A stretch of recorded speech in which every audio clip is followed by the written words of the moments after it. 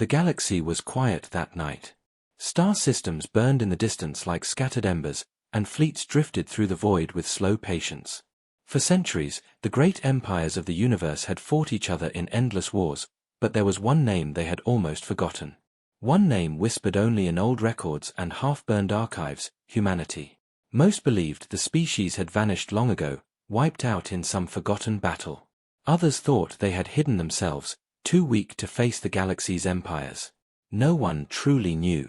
And so, for ages, the galaxy laughed when the word human was spoken, treating it like a ghost story for soldiers around campfires. That laughter ended the night a signal was received. It came from the edge of known space, a pulse of data that carried across the stars, encrypted in patterns no alien could fully understand. But one thing was clear: the signal came from Earth. A planet thought abandoned, silent for centuries, now awake again. At first, the Council of Races ignored it. They thought it was debris, or some lost satellite drifting in orbit. But then ships began to disappear. Scouts sent to investigate Earth's sector never returned. Entire patrol groups, armored and armed, entered the system, and nothing came back but static. On the bridge of the Valerian dreadnought Krevtar, Admiral Runn watched the reports with growing unease. His species had conquered dozens of worlds, enslaved billions, and crushed rebellions with firestorms. Yet the data now flashing on his holoscreens made his throat tighten. 5 destroyers lost, his officer whispered, scales pale with fear. No survivors. Sensors show nothing. Not even wreckage. Admiral Runn's eyes narrowed. Nothing does not exist. Something destroyed them. That something soon revealed itself. When the Council sent its largest fleet to Earth, they expected a ruined rock. They expected silence. What they found instead was a black shape rising from the darkness, larger than any ship they had ever seen. Its surface shimmered with scars from battles fought thousands of years ago, and yet it moved with a predator's grace.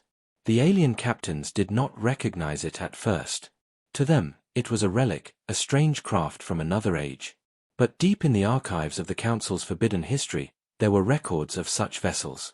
Ships that once brought terror to every empire. Human warships. The vessel did not broadcast a signal, did not open communication. It simply locked weapons, and then, without hesitation, unleashed fury.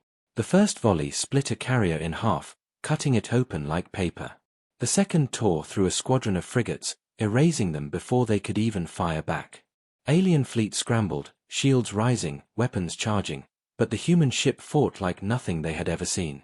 Its cannons burned brighter than suns, and its railguns punched through armor as if it were air. The aliens fired back in desperation. Thousands of beams, missiles, and plasma lances converged on the human vessel. The void lit up like a star going nova. For a brief moment, the admirals of the Council believed they had done it. They believed they had crushed the ghost of humanity. But when the light faded, the ship was still there. Barely a scratch.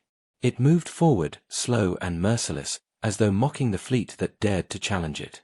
Each time its weapons fired, another alien ship vanished into dust. Panic spread across the comms.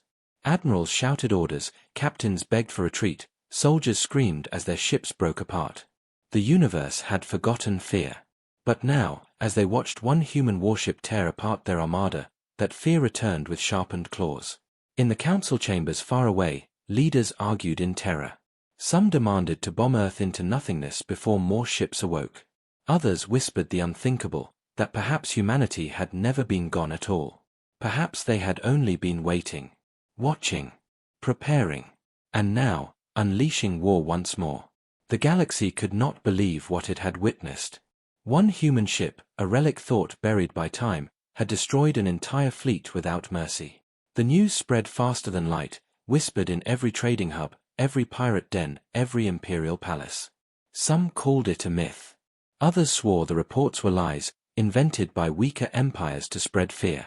But those who had seen the battle with their own eyes, the few survivors pulled from escape pods, never laughed.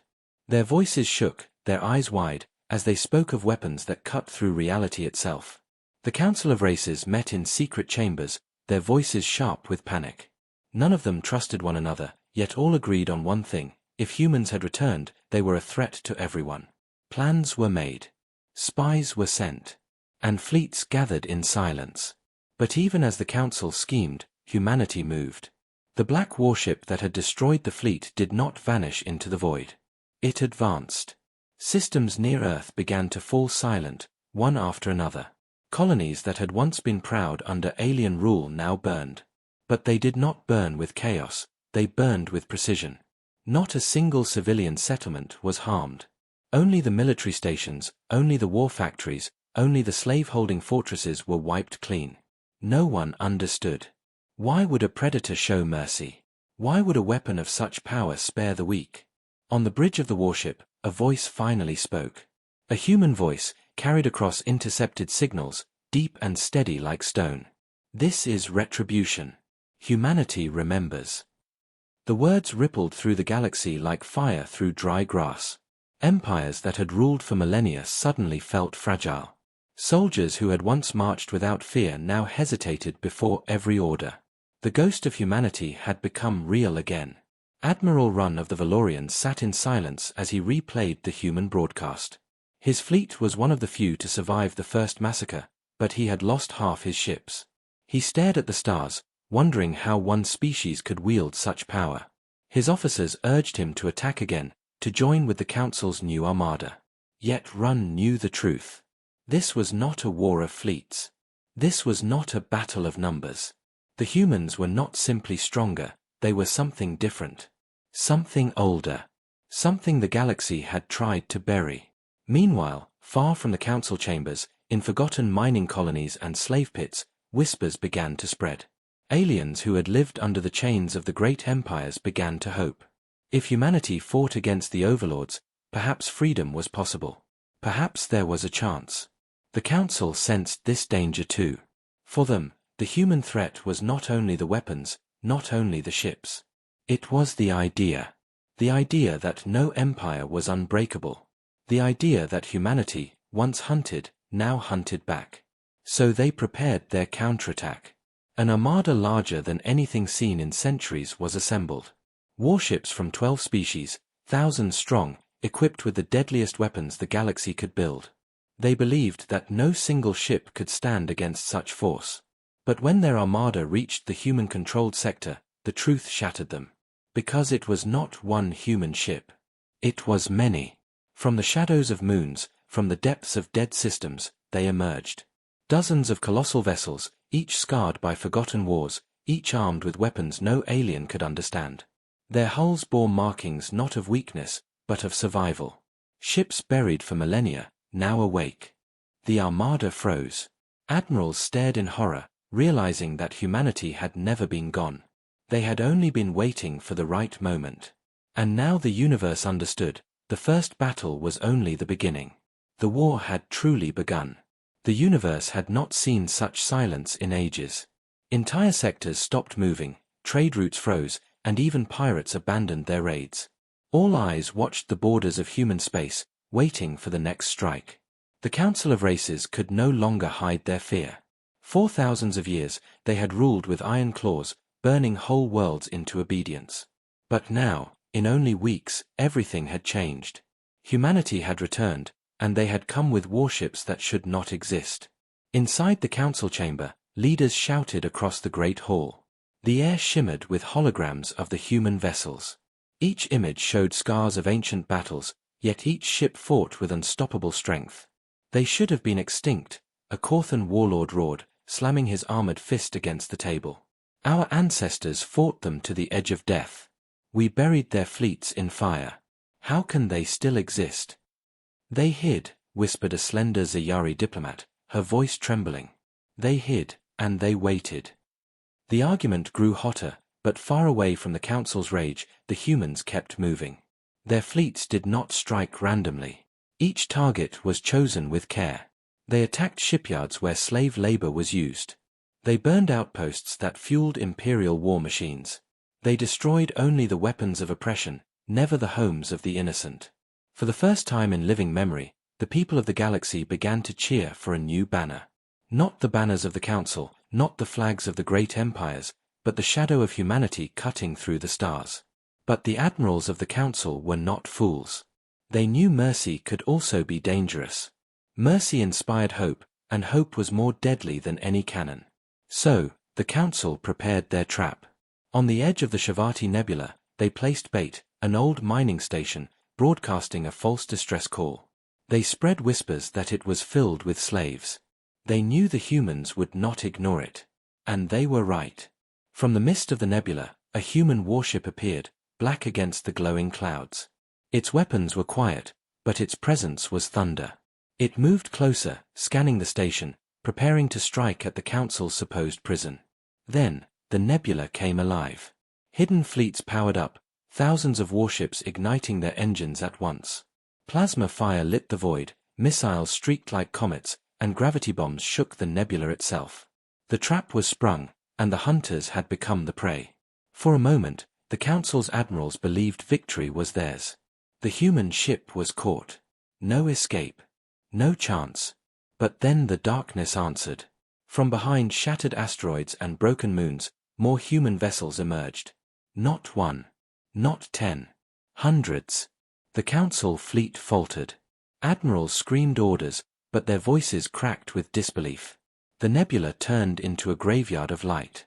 Human warships moved with perfect coordination, their weapons tearing through the ambush like knives through water. Alien ships exploded one after another, fire blooming in the mist until it looked as if stars were being born and dying in the same instant. Still, the humans pressed forward.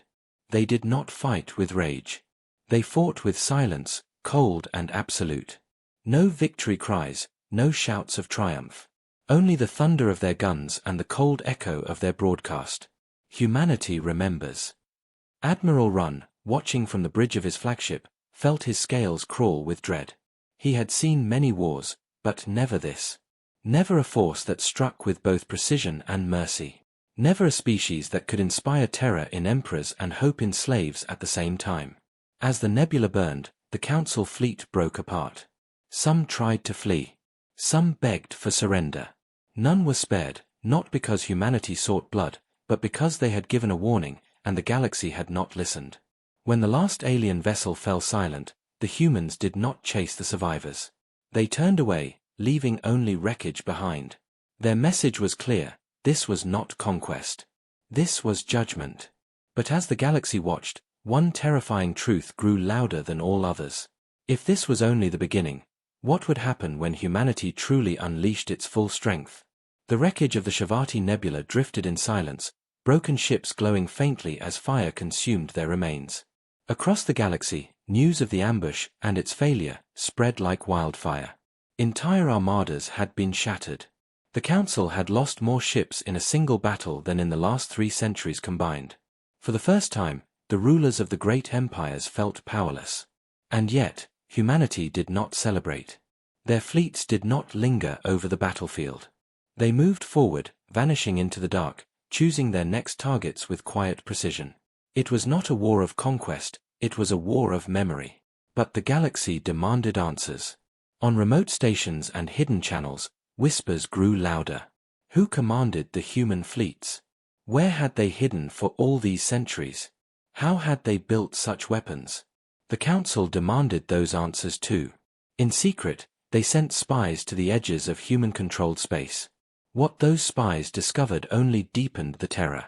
They found worlds scarred by ancient wars, planets blackened by firestorms long past.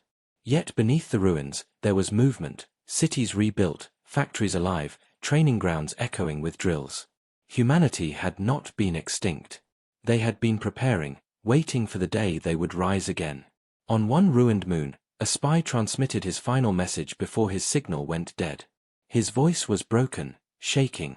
They are not just soldiers, they are survivors. Every man, woman, and child trains as if war is tomorrow. And they speak of the Council as if vengeance is carved into their blood. The message ended in static. The spy was never heard from again. Back in the Council chamber, leaders argued until their voices cracked. Some demanded total war, burn every human world, no matter the cost. Others warned that such an attack could doom them all. Humanity had already defeated their greatest fleets with only a fraction of their power. But pride is a poison, and the Council could not swallow it. They declared humanity an enemy of the galaxy, a threat to every species. Propaganda filled the stars, painting humans as demons, monsters that would enslave or destroy all life. Yet, the propaganda had the opposite effect. In the slave pits of the Valerian Empire, workers whispered that maybe the humans were coming to free them. In the deep colonies of the Corthon, rebels spoke of humanity as a symbol of resistance. Even among the soldiers of the council fleets, fear spread. What if they were fighting the wrong side? Admiral Runn, still haunted by the destruction of his fleet, began to question the truth. He had seen human firepower with his own eyes, but he had also seen their restraint. They destroyed weapons and warlords, but not the innocent. Could such a force truly be called monsters? He did not dare speak his doubts aloud, not yet. But the thought burrowed into his mind like a seed. Far from the Council's debates, humanity made its next move. Their fleet struck at one of the galaxy's proudest symbols, the fortress world of Dravok Prime. A planet that had never fallen in all of recorded history. Its skies were shielded by orbital cannons, its surface guarded by millions of soldiers. The Council believed it was untouchable. The humans arrived in silence. No warning. No declaration. The battle began like a storm. Human warships tore open the orbital defenses in minutes, their weapons ripping through shields that had stood for centuries. Alien commanders screamed for reinforcements, but the reinforcements never came. Human fleets had cut the supply lines before the battle even began. On the surface of Dravok Prime, soldiers braced for invasion. But it never came. Instead, humanity unleashed something worse. From orbit, precision strikes targeted only the command bunkers, the slave markets, the war factories. Explosions lit the night, each one so exact it looked as if the humans had mapped every street, every corridor, every weak point. Within a single day, the untouchable world was broken. Not conquered, not enslaved, simply broken. Its ruling council executed, its military shattered, its chains of slavery burned. And when the smoke cleared, the humans did not raise their own flag. They left. The message was undeniable. Humanity did not seek an empire. Humanity sought justice. But justice, to the Council, looked like annihilation. And as the people of the galaxy began to wonder if they had found their saviors, the Council prepared their deadliest weapon.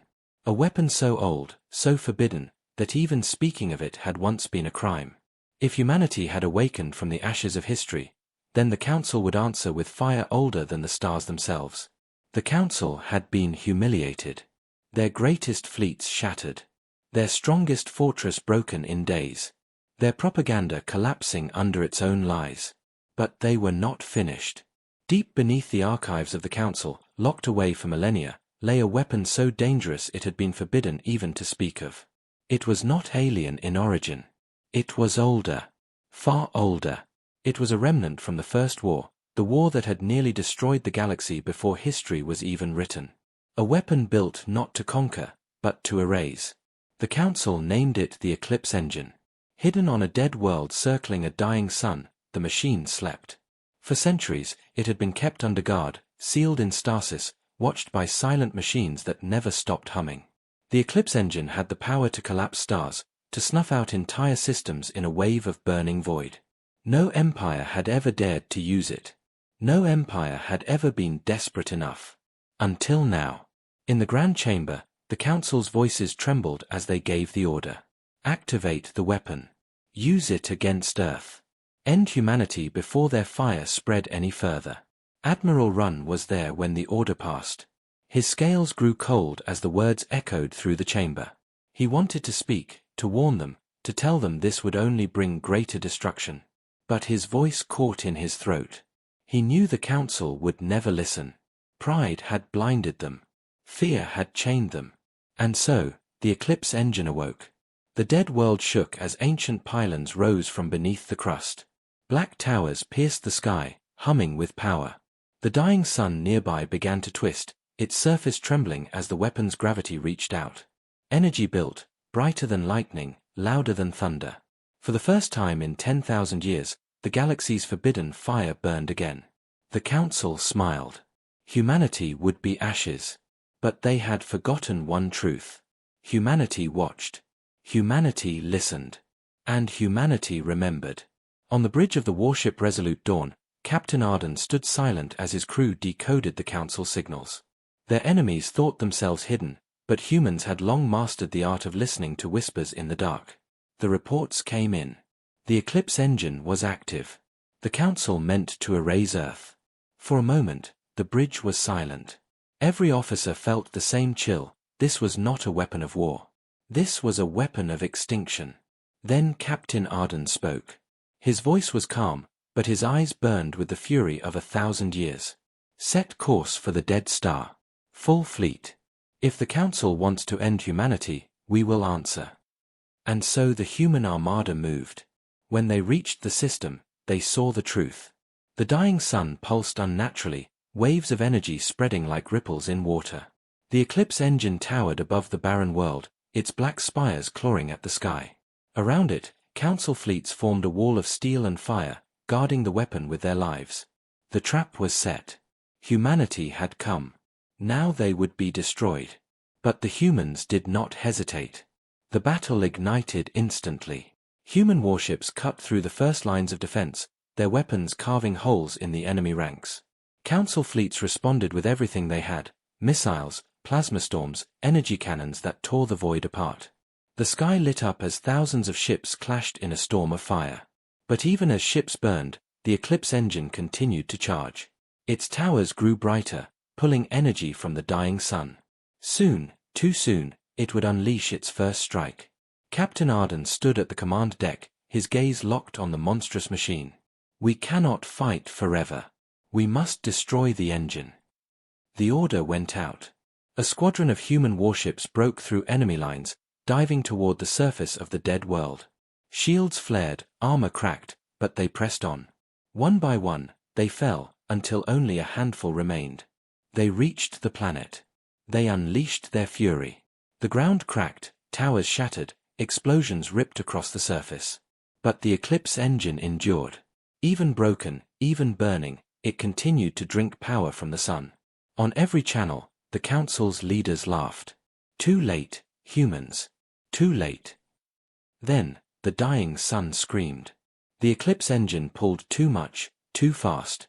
The star convulsed, its surface erupting in violent storms. For one terrible instant, it looked as if the entire system would collapse into nothingness. But the humans were not finished. From orbit, the Resolute Dawn fired its last weapon, a railgun shell the size of a building, forged in the deep foundries of Earth. It pierced the Eclipse engine's heart. The towers shattered. The machine tore itself apart. The dying sun fell silent. And the Council fleets, seeing their forbidden weapon destroyed, broke in fear. Humanity had survived. But Captain Arden's voice was grim as he spoke to his crew. They will not stop. They will never stop. This is only the beginning. The destruction of the Eclipse engine sent shockwaves across the galaxy. For centuries, the Council had ruled through fear, keeping their power by whispering of weapons no one dared to challenge. But now, their greatest secret, their deadliest weapon, had been broken by human hands. And the galaxy noticed. On distant worlds, chains began to rattle. Slaves who once bent their heads dared to look up at the stars. Rebellions that had long been silent stirred awake. For the first time, the people believed the Council could be defeated. But the Council was far from finished. Rage consumed their leaders. They ordered every fleet to prepare, every soldier to march. Factories roared to life, building ships faster than ever before. Their command was simple: crush humanity, no matter the cost. Yet their empire was already bleeding. Human fleets struck like lightning, never staying long, never fighting without purpose. They destroyed supply routes, tore apart shipyards, and freed countless prisoners. Each victory was not only a strike of war, it was a spark of rebellion. Soon, entire sectors rose against the Council. The Valerian slave pits fell into chaos. The Corthan colonies declared open revolt. Even some Council fleets began to defect, their captains unwilling to fight a war they could no longer believe in. Admiral Runn found himself standing at the edge of this storm. His loyalty to the Council cracked with every passing day. He remembered the slaughter at the Shavati Nebula. He remembered the Eclipse engine's failure. Most of all, he remembered the human restraint, their strange choice to spare the innocent even while fighting like demons. Now, as reports of rebellion spread, Runn faced a choice. Fight for the council that had already lost its soul, or betray it and join the humans. He hesitated. But the galaxy did not. On the bridge of the human flagship Resolute Dawn, Captain Arden listened as reports came in. More uprisings. More victories. But also, more council fleets gathering, more systems burning. "This is spreading faster than we expected," his second officer said. "The galaxy is dividing." Arden's eyes narrowed. "The council will try to burn everything before they surrender. We cannot let them. It's time we strike at their heart." The plan was dangerous, almost impossible. The humans would push deeper than ever before, into the center of council space. Their target was not a weapon, not a fortress. It was the capital itself, the seat of the council, where the galaxy's rulers had sat for millennia. If they could shake the capital, the council's grip on power would collapse. The fleet gathered. Human warships scarred from countless battles lined up in formation, their guns burning with silent promise. Behind them flew smaller ships, captured vessels crewed by freed aliens who had chosen to fight alongside humanity. The armada was larger than anything humanity had commanded in centuries. As they crossed the border, the galaxy held its breath. The council knew the attack was coming. Their fleet swarmed the capital, more ships than stars in the sky, all prepared to die for their rulers. The void filled with fire before the humans even arrived. And then, the storm began. The first clash shook the stars. Human railguns tore open battleships. Council plasma storms melted through hulls. Explosions rippled like suns being born and dying in seconds. The battle was chaos, yet humanity moved with terrifying focus. Every strike was calculated, every move part of a greater plan. They cut through defenses, layer after layer, inching closer to the capital world. Admiral Run watched the fight from the bridge of his dreadnought. His hands trembled. He could feel the tide turning, but not for the council. He turned to his crew, his voice low but steady. "No more," he said. "We are not dying for their lies." And with those words, his fleet turned. At first, the council commanders thought it was a trick. But then the truth struck them like a blade. Run's dreadnoughts were firing on their own allies, tearing holes in the council's defenses. Betrayal had come from within. The humans pushed forward, the council faltered, and the galaxy itself began to fracture. On the surface of the capital world, the rulers of the council watched their empire crumble. For the first time in 1,000 years, their hands shook with real fear. Because humanity was not only winning battles. They were rewriting the galaxy's future. And everyone knew, the end was coming. The battle for the council capital raged like the end of days. Across the void, firestorms consumed ships, turning the sky into a sea of burning wreckage. The council had thrown everything into this fight. Thousands of warships, fortified stations, endless waves of soldiers. But the tide was already broken. Human warships pushed deeper, tearing through layer after layer of defenses. With every strike, the capital drew closer. Freed rebels followed behind them, their captured ships joining the human formation, fighting not for conquest but for revenge. On the surface of the capital world, the rulers of the council gathered in their citadel, a tower of black stone rising above the city. For centuries, they had looked down upon the galaxy from this throne, untouchable and eternal.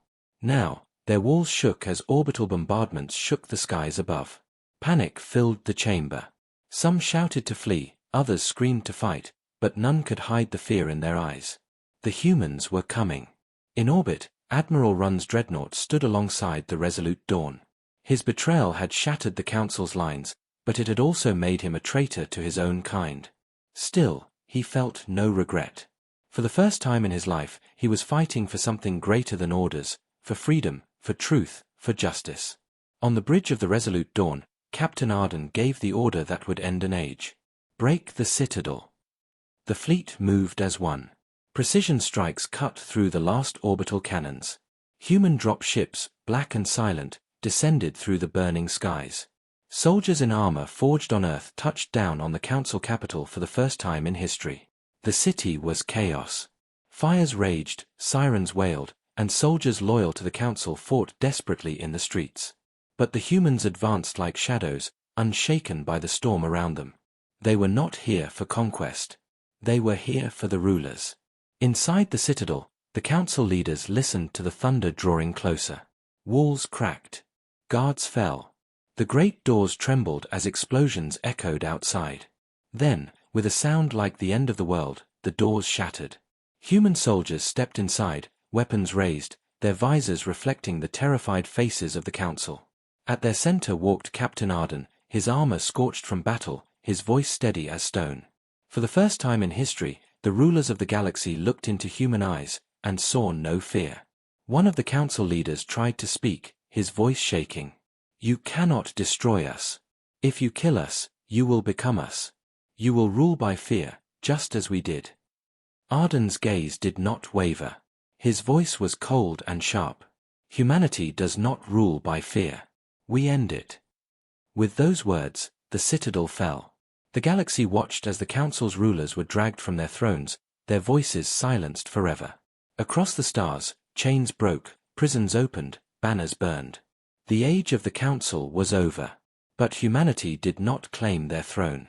They did not raise their own empire. They did not demand tribute or surrender. Instead, a message was sent to every corner of the galaxy.